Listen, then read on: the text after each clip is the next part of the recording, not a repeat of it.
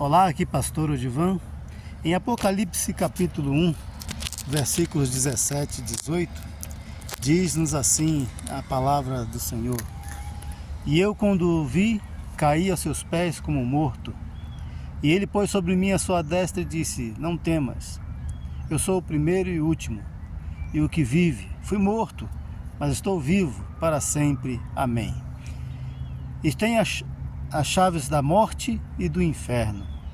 E depois manda João escrever o que ele tem visto e o que há de acontecer, o que tem acontecido, o que há de acontecer, né? Escrever a história. Bom, João tinha visto Jesus durante toda a sua vida, né? Seu ministério. Ele foi um dos primeiros discípulos a ser chamado ao lado de seu irmão Tiago. Eles viram Jesus no seu ministério, os ensinos que Jesus transmitiu a eles, as experiências de vida pessoal. Eles viveram com Jesus por cerca de 3 anos. Viu Jesus sendo morto. Ele estava lá ao pé da cruz. Jesus até deu ordem para ele amparar Maria. Ele viu, quando Jesus foi ressuscitado, ele viu Jesus ressuscitado, né? Junto com todos os demais discípulos, recebeu ordens de Jesus ressuscitado também.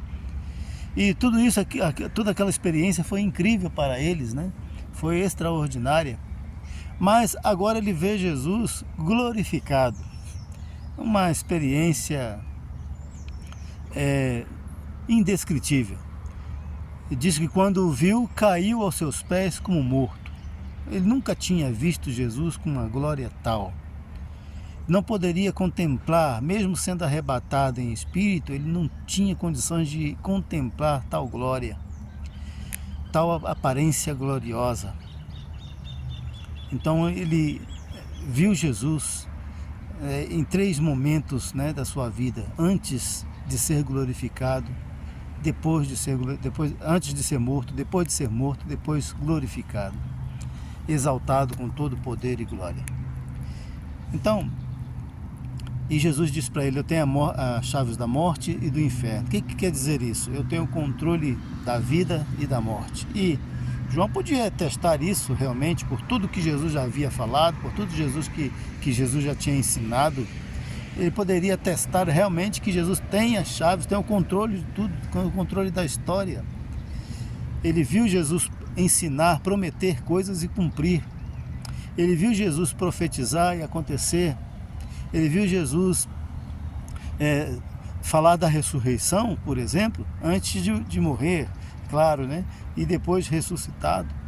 E tudo que Jesus, então, estava transmitindo para ele transmitir para a igreja, as 7 igrejas da Ásia, podia contar com certo que iria acontecer, que seria daquela forma.